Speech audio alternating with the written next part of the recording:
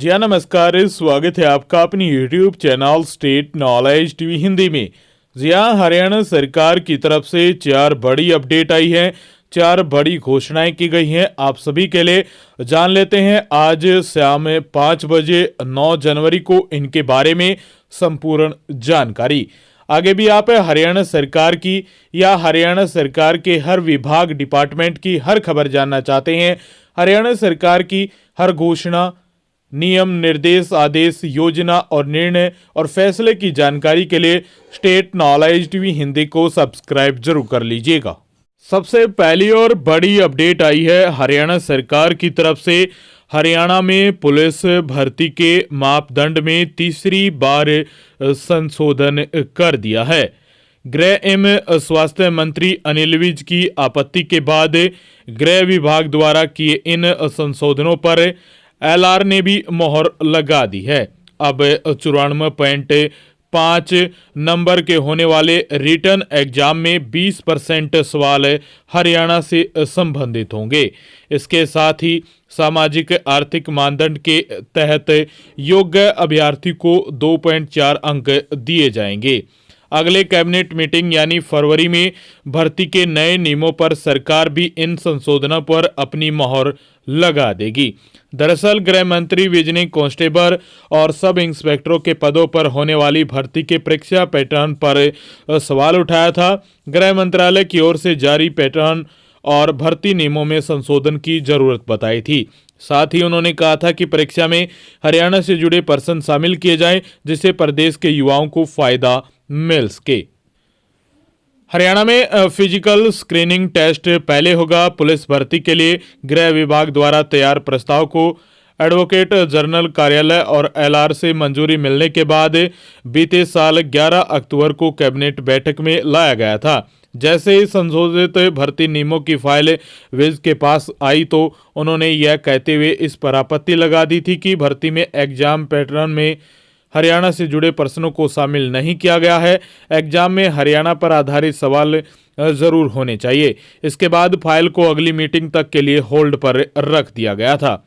गृह विभाग ने जो भर्ती नियम बनाए हैं उनके मुताबिक अभ्यर्थियों द्वारा आवेदन किए जाने के बाद सबसे पहले फिजिकल स्क्रीनिंग टेस्ट होगा। जो अभ्यर्थी शारीरिक परीक्षण परीक्षा में पास होंगे उन्हें ही लिखित परीक्षा में शामिल किया जाएगा। हरियाणा पुलिस में 5000 पुरुष कांस्टेबल और 1000 महिला कांस्टेबल की भर्ती होनी है। यह भर्ती लंबे समय से लटकने के कारण सिरे नहीं चढ़ पा रही है। पिछले करीब 1 साल से भर्ती के लिए मानदंड तय नहीं हो पा रहे थे। किसी न किसी कारण से इन मानदंडों में बदलाव किया जाता रहा है। हालांकि अब जल्दी सरकार से मंजूरी मिलने के बाद पुलिस विभाग में भर्ती शुरू की जाएगी।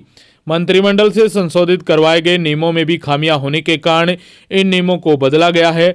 नए नियमों के अनुसार आवेदन मांगने के बाद कर्मचारी चयन आयोग ग्रुप सी के लिए सीईटी पास आवेदकों में से 10 गुना को फिजिकल मेजरमेंट टेस्ट के लिए बुलाएगा। इसमें जो उम्मीदवार पास होगा उन्हें फिजिकल स्क्रीनिंग टेस्ट के लिए बुलाया जाएगा। इसमें दौड़ होगी। दौड़ पूरी करने पर कोई अंक नहीं मिलेगा, लेकिन यह साक्षात्कार का हिस्सा होगी। तो ये बड़ी अपडेट थी आप सभी के लिए। पहली अपडेट है हरियाणा सरकार की तरफ से हरियाणा पुलिस भर्ती के नियमों में एक बार फिर से संशोधन कर दिया गया है। दूसरी अपडेट आई है हरियाणा के युवाओं के लिए अच्छा मौका है। अग्निवीर योजना को लेकर अग्निवीर योजना के तहत भारतीय वायुसेना ने अग्निवीर वायु प्रवेश 1/2025 हेतु चयन परीक्षा के लिए अविवाहित भारतीय पुरुष और महिला उम्मीदवारों से ऑनलाइन आवेदन आमंत्रित कर लिए हैं। ऑनलाइन पंजीकरण 17 जनवरी से 6 फरवरी तक किए जाएंगे, जिसके लिए ऑनलाइन परीक्षा 17 मार्च से आयोजित होगी। अग्निवीर वायु प्रवेश 1/2025 के लिए चिकित्सा मानक नियम, शर्तें और ऑनलाइन आवेदन भरने संबंधित निर्देश एवं अग्निपथ वायु.cdac.in पर उपलब्ध हैं। पात्र उम्मीदवार पंजीकरण के लिए वेब पोर्टल पर लॉगिन कर सकते हैं। उम्मीदवारों को 550 रुपये प्लस जीएसटी फीस के रूप में भी देने होंगे। तो अग्निवीर लगने का आप सभी के लिए सुनहरा मौका है। नई एडवर्टाइजमेंट आ चुकी है 1/2025 के तौर पर।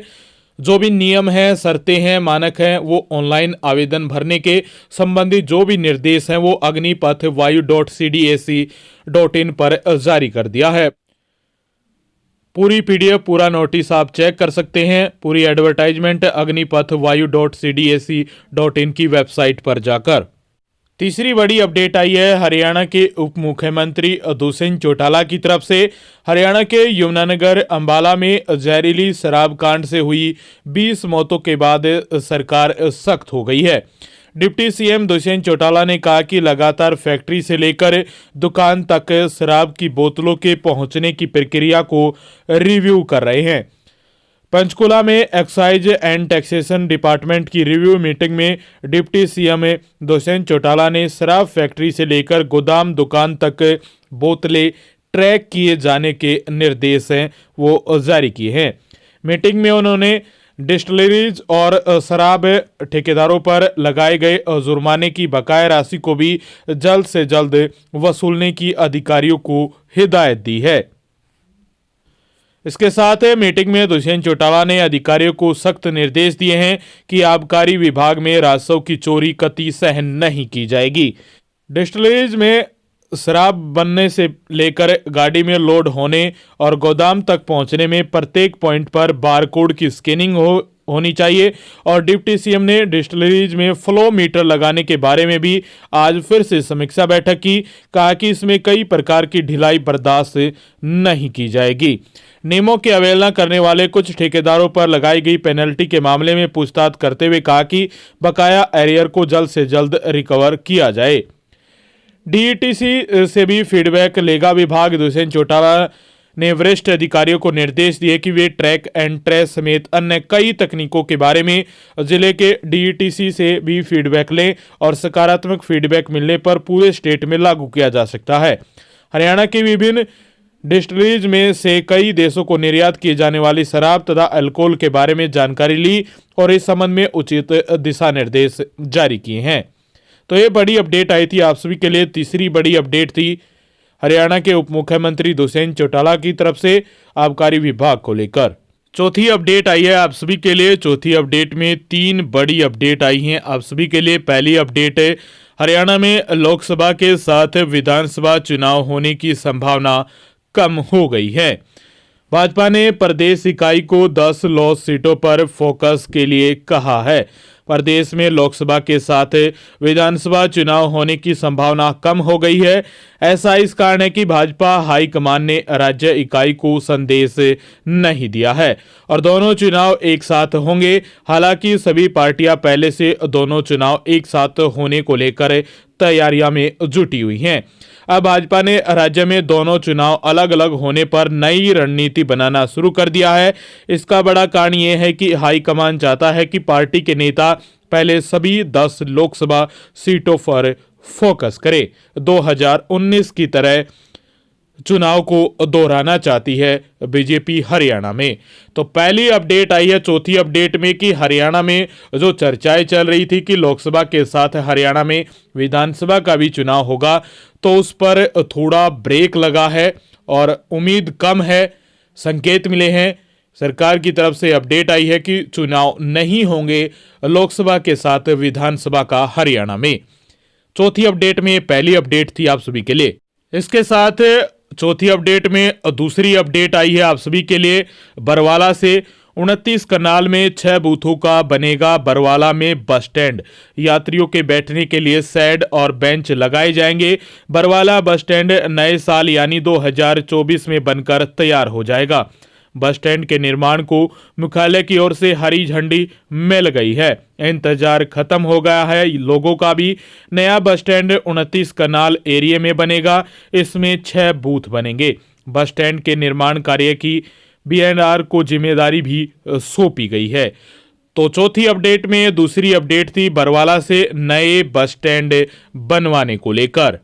इसके साथ आखिरी चौथी अपडेट में आखिरी ही अपडेट तीसरी अपडेट आई है। प्रॉपर्टी टैक्स पर छूट 29 फरवरी तक बढ़ा दी गई है। जी हाँ, हरियाणा में विशेष छूट के साथ संपत्ति कर का भुगतान करने के लिए हरियाणा शहरी निकाय निदेशालय ने समय अवधि को बढ़ा दिया है। शहर के लोग अब 29 फरवरी तक संपत्ति कर भरने में विशेष छूट का लाभ उठा सकेंगे। 29 फरवरी तक टैक्स भरने में शहरवासियों को टैक्स के ब्याज पर 100% व संपत्ति कर पर 15% की छूट प्रदान की जाएगी। तो 29 फरवरी तक के लिए जो डेट है वो बढ़ा दी गई है। तो आप सभी के लिए ये 4 बड़ी अपडेट आई थी और चौथी अपडेट में 3 अपडेट थी, यानी कुल मिलाकर लगभग आप सभी के लिए 6 अपडेट आई थी। आगे भी आप जानकारी लेना चाहते हैं हरियाणा सरकार की या हरियाणा के हर डिपार्टमेंट की हर खबर, हर शहर संबंधित हर अपडेट के लिए स्टेट नॉलेज टीवी हिंदी को सब्सक्राइब जरूर कर लीजिएगा।